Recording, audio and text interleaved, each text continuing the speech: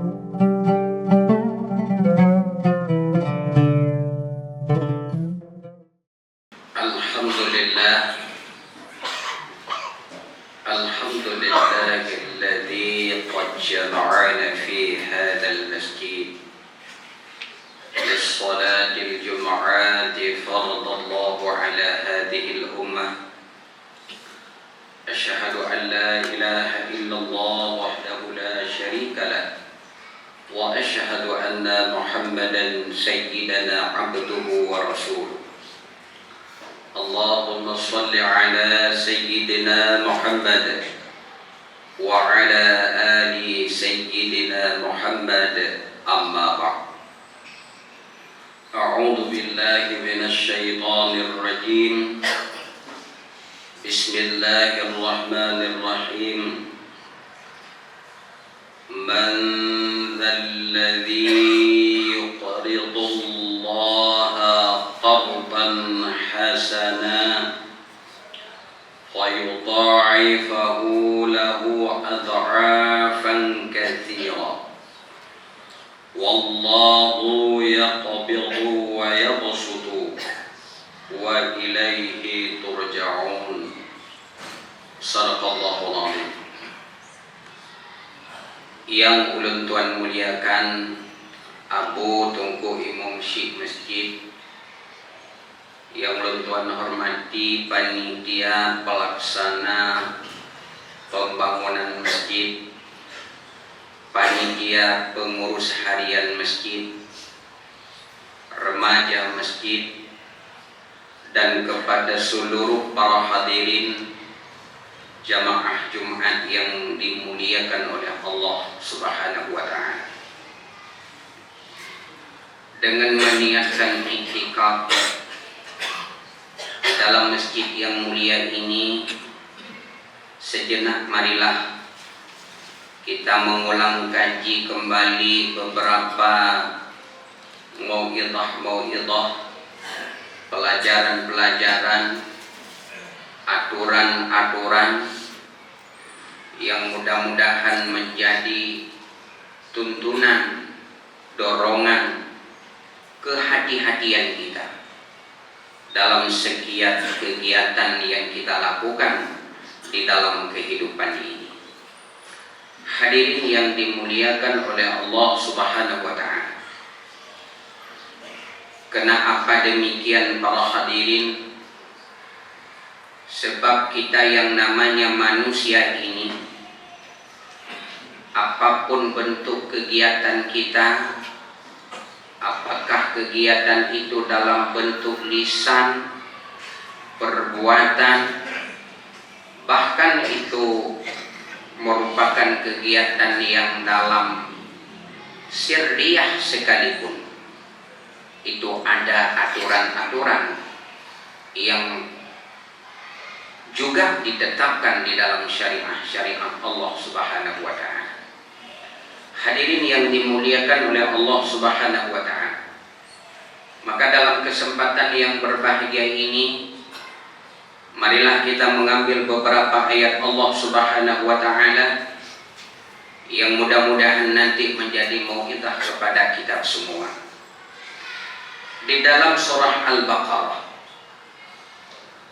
Allah Subhanahu wa ta'ala berfirman, Man dzalladzi yuqridu Allaha qardan hasana. Barang siapa dia mau meminjamkan kepada Allah Subhanahu wa ta'ala akan sebagai pinjam yang qardan hasan, dia pinjamkan kepada Allah Subhanahu wa ta'ala dengan pinjaman yang qardan hasanah, yaitu dengan tulus dan ikhlas, hanya mengharap balasan Allah Subhanahu wa ta'ala. Lalu Allah mengatakan fayudha'ifahu lahu adha'afan katsira, maka Allah Subhanahu wa ta'ala akan melipat gandakan kepada orang-orang yang mau meminjamkan kepada Allah Subhanahu wa ta'ala adha'afan adha'afan katsira, yaitu akan sebagai ganda yang sangat banyak.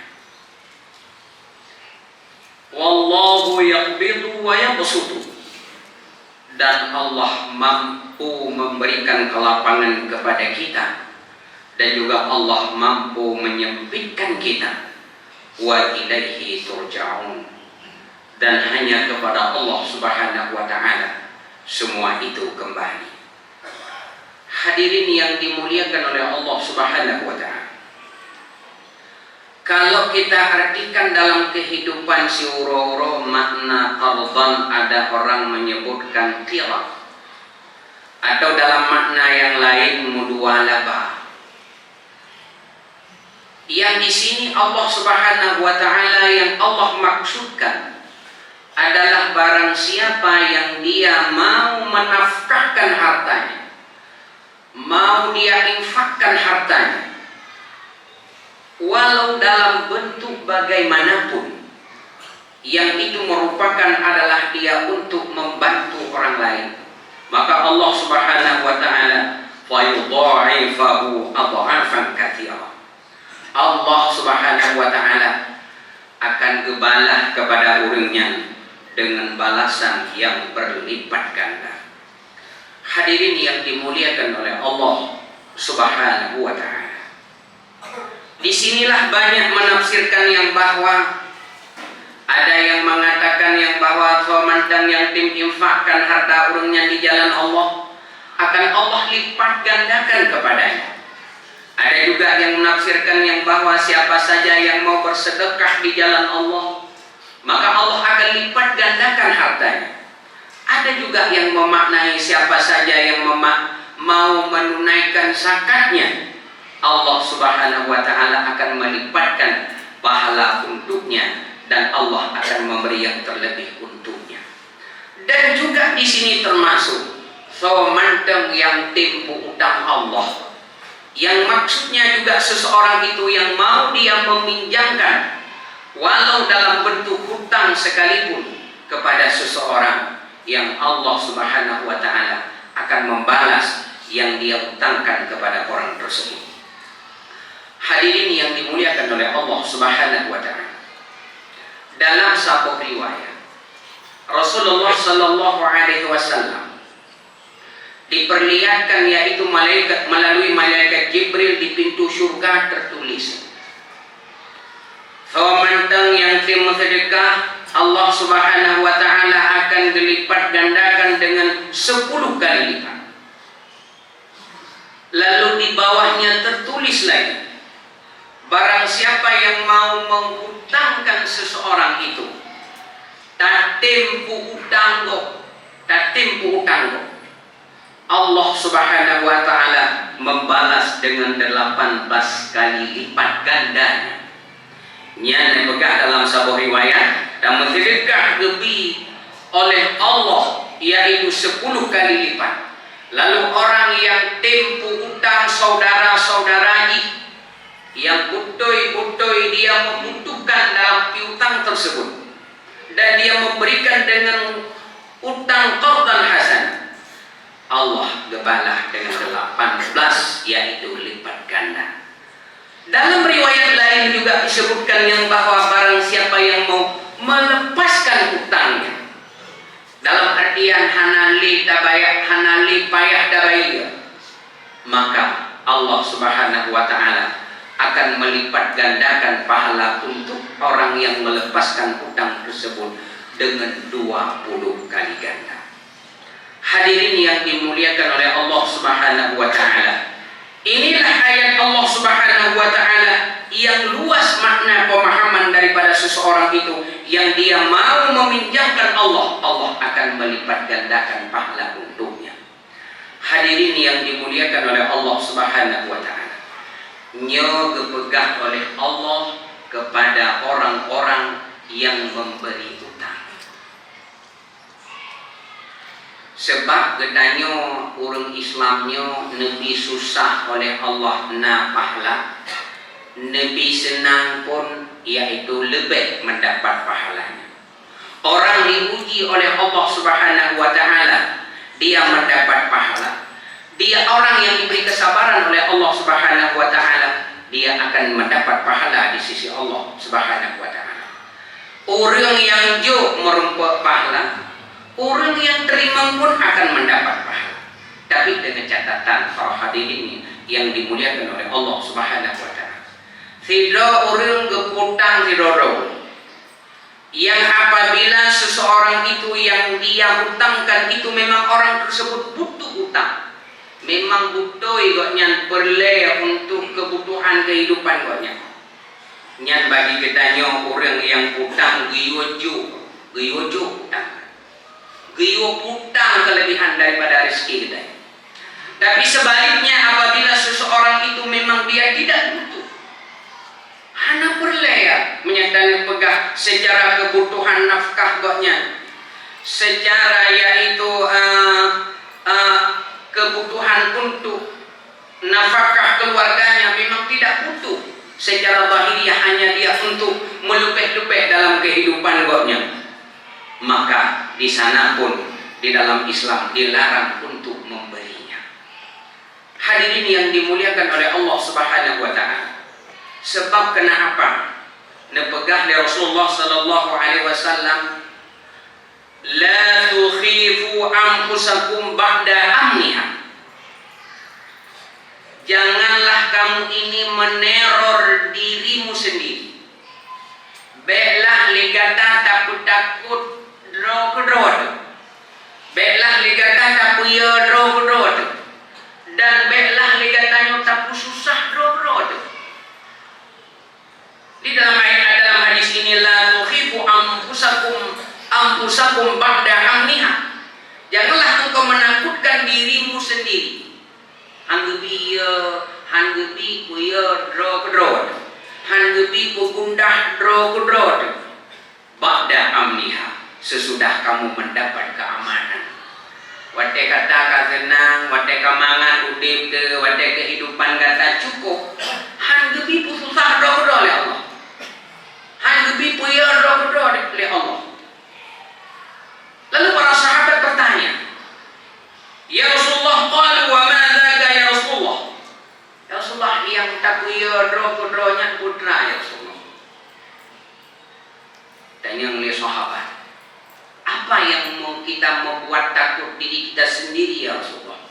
Dijawab oleh Rasulullah, yang menakutkan diri kamu oleh diri kamu sendiri adalah kamu berhutang. Yang hutang itu memang tidak butuh untukmu, tapi kamu berlebih-lebihan di sana untuk memperbanyak hutangmu. Hadirin yang dimuliakan oleh Allah Subhanahu wa taala. Maka di dalam Islam, di dalam ayat Al-Qur'anul Karim, di dalam surah Al-Baqarah ayat yang ke-282, kita dipegang oleh Allah Subhanahu wa taala, ya ayyuhalladzina amanu idza tadayantum bidainin ila ajalin musamma. Wahai orang-orang yang beriman, idza tadayantum bidainin, apabila kamu melakukan satu muamalah yang dalam lafaz ayat langsung dipegang mutang, tapi kejadian utang itu adalah bisa saja dengan jual beli kan, bisa saja dengan sewa menyewa, atau bisa langsung dengan pinjam meminjam. Ila ajalin musamma, hingga kepada waktu yang ditentukan. Istilah jitanyo tidak iadan biadin, hana ju'u ya ju'una, tapi dalam bentuk penundaan. Islam menganjurkan faktubuhu, maka engkau hendaklah menulis dengan jelas. Yang apabila itu belum ada ketentuan, tidak ada ya dan biadin dalam pembayarannya, boleh dilihat berjelas. Wal yaktub bainakum katibun bil adli, dan hendaklah menulis oleh orang yang menulis itu dengan keadilannya. Baik puluh baik bukurung, baik bukurut tangai, baik dapat tajuk tangai dan lain sebagainya. Ini dalam Islam. Berarti dalam hukum utang piutang itu Allah sudah memperingatkan, Rasulullah sudah memperingatkan. Hadirin yang dimuliakan oleh Allah Subhanahu wa taala. Teringat dalam pengajian-pengajian Seseorang itu wajib dia seorang yang bertanggung jawab kepada anak dan istrinya adalah dia berkewajiban untuk membayar zakat fitrahnya. Dengan catatan apabila dia kaya di malam hari raya dan hari rayanya lebih untuk nafkahnya. Dan yang sangat dicatat di sana yang bahwa lagi, kalau kamu masih ada utangmu, lunasi dulu utangmu, baru setelah itu engkau menunaikan hakmu kepada Allah Subhanahu wa taala. Jadi mendapat fitrah ile menyamandang utang. Jo pengennya kira-kira hanya yang ada kekayaan kita cukup untuk membayar utang. Jo ile pengen berutang. Baru kalau ada lebih malam hari raya dan hari rayanya masih ada lebih kita nyadari pegah mantang na lebih peng di 200 ribu baru nak wajib ya Allah untuk pokok kedrod dan zakat kepada anak dan zakat orang-orang yang menjadi tanggung jawab kita. Tapi yang menjadi garis sangat penting di sana adalah lunasi dulu utang. Hadirin yang dimuliakan oleh Allah Subhanahu wa taala. Yang sangat berbahaya loh nepegah oleh Rasulullah sallallahu alaihi wasallam. Kiban nepegah oleh Rasulullah, man mata wa alaihi dainun. Di barang kata kurunyan meninggal dunia. Wa alaihi dainun, dan terpundak atas seseorang itu ada utang. Falaisa thamma dinarun wala dirham. Dan untuk orang tersebut di yaumil kelak nanti dia tidak akan mendapat dinar dan dia tidak akan mendapat dirham. Seberapa banyak Allah yang akan berikan kepada yaitu nikmat orang-orang di dalam surga, yang apabila masa dalam dunia terpundak di atasnya utang yang dia tidak mau membayarnya. Kata Rasulullah sallallahu alaihi wasallam, "Falaita thamma dinarun wala dirhamun." Keurangnya hana merumpok dirham dan keurangnya hana merumpok yaitu dinar. Maksudnya seberapa banyak nikmat yang Allah janjikan di yaumil kiamah kelak nanti di dalam surga. Orang yang tersandung dengan hutangnya, yang dia tidak mau membayarnya, yang dia lari daripada hutang tersebut, puthedo daripada hutang, bak mutang menemangat jadi bapak gak kena duduk kata dia ini, tetapi setelah itu dia melarikan diri daripada hutang tersebut. Hadirin yang dimuliakan oleh Allah Subhanahu wa taala. Para jamaah yang dimuliakan oleh Allah. Nah, pegah dalam riwayat menyerok orang kafir nebutu ide di bawah langit, di bawah bumi yang ketujuh, karena roh-roh orang kafir itu tidak bisa menembus langit. Lalu bagaimana roh-roh orang mukmin yang bermaksiat kepada Allah?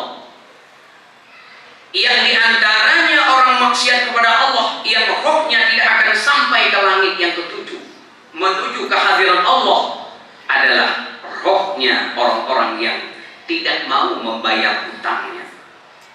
Hadirin yang dimuliakan oleh Allah, hadis yang diriwayatkan oleh yaitu Tirmizi, di mana Rasulullah sallallahu alaihi wasallam bersabda, "Nafsul mu'minu mu'allaqun bidain."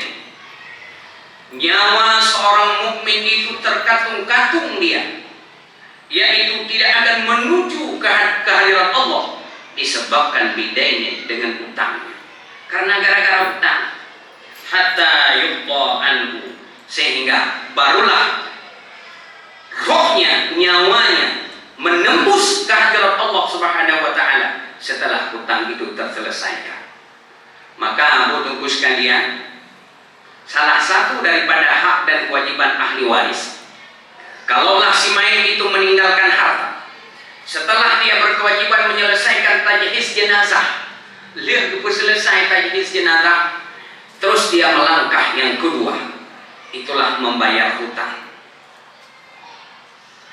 Hutang itu ada dua, ada hutang dengan Allah dan ada hutang dengan manusia. Maka yang mana yang harus didahulukan? Pendapat yang kuat, dia wajib mendahulukan hutang yang bersangkut dengan manusia, yang hukuman dengan ulun. Sampai dalam riwayat yang lain menyebutkan Rasulullah Sallallahu Alaihi Wasallam pernah Rasulullah tidak dulu melakukan sholat kepada seseorang sebelum jenazah itu ada yang menanggung hutangnya.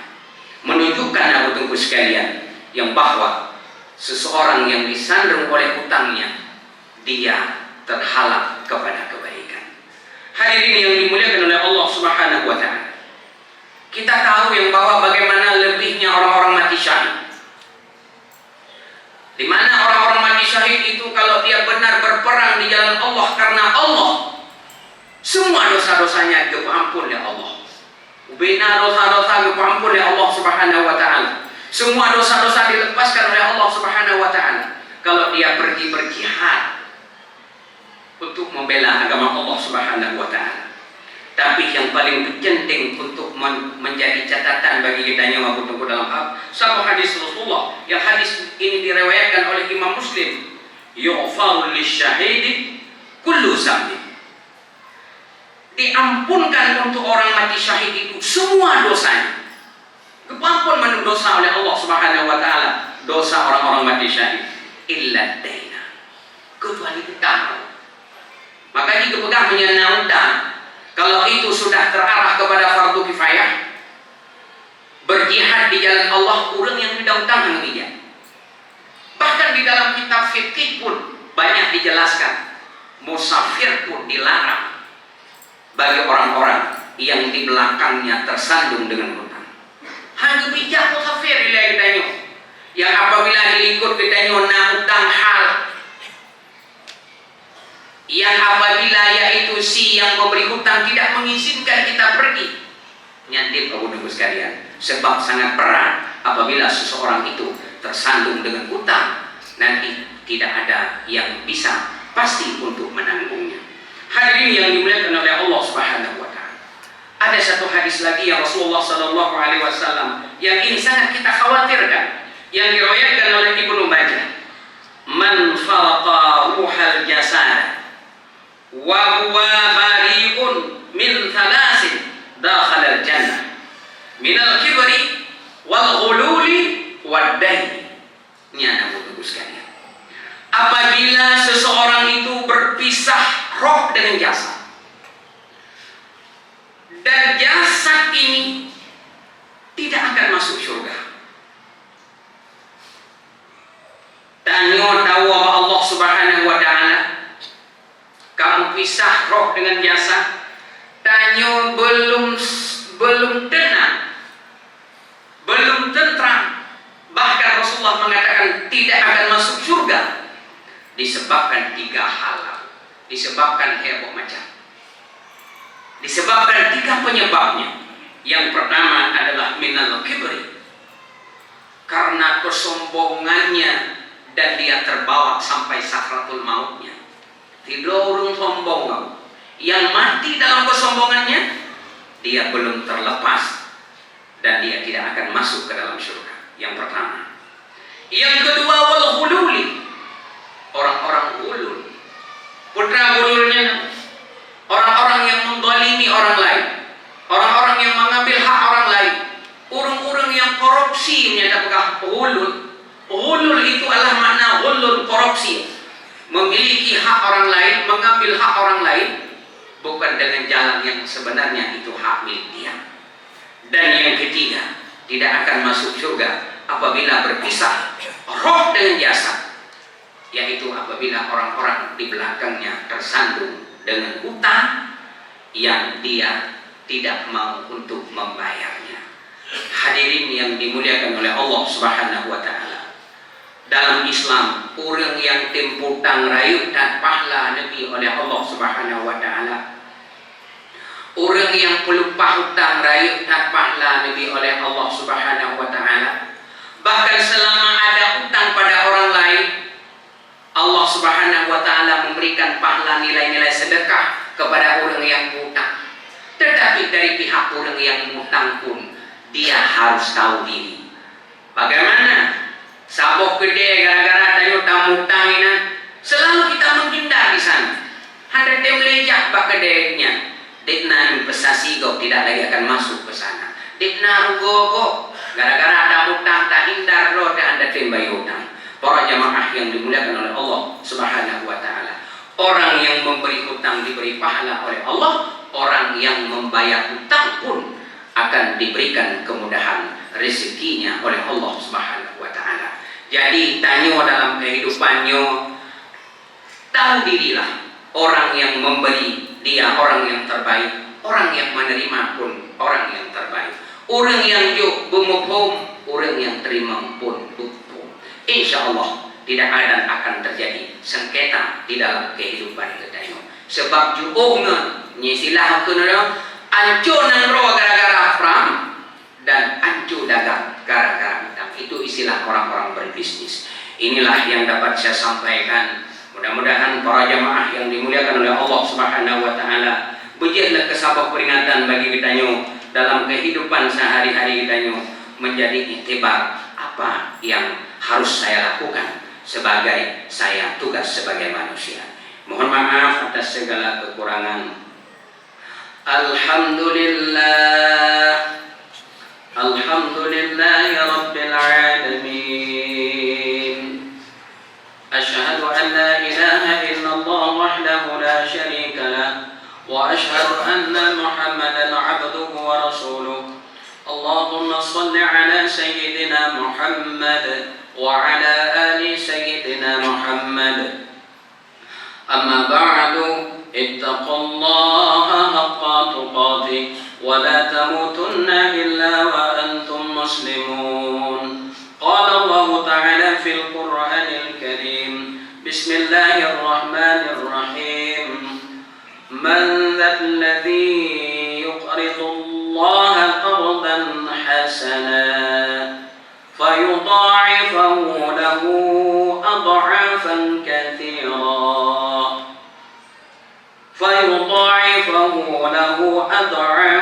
كثيرة والله يقبض ويبسط وإليه ترجعون.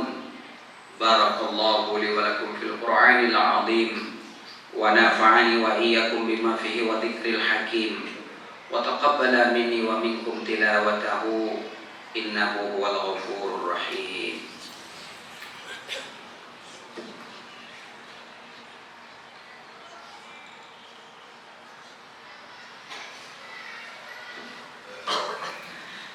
الحمد لله أشهد أن لا إله إلا الله وحده لا شريك له وأشهد أن محمدا عبده ورسوله. اللهم صل على سيدنا محمد وعلى آل سيدنا محمد. أما بعد اتقوا الله حق تقاته ولا تموتن إلا وأنتم مسلمون. قال الله تعالى في القرآن الكريم بسم الله الرحمن الرحيم قل هو الله أحد الله الصمد لم يلد ولم يولد ولم يكن له كفوا أحد. اللهم اغفر للمسلمين والمسلمات والمؤمنين والمؤمنات الأحياء منهم والأموات. اللهم اغفر لنا ذنوبنا ولوالدينا وارحمهما كما ربيانا صغيرا. ربنا آتنا من لدنك رحمة وهيئ لنا من أمرنا رشدا. ربنا آتنا في الدنيا حسنة وفي الآخرة حسنة وقنا عذاب النار.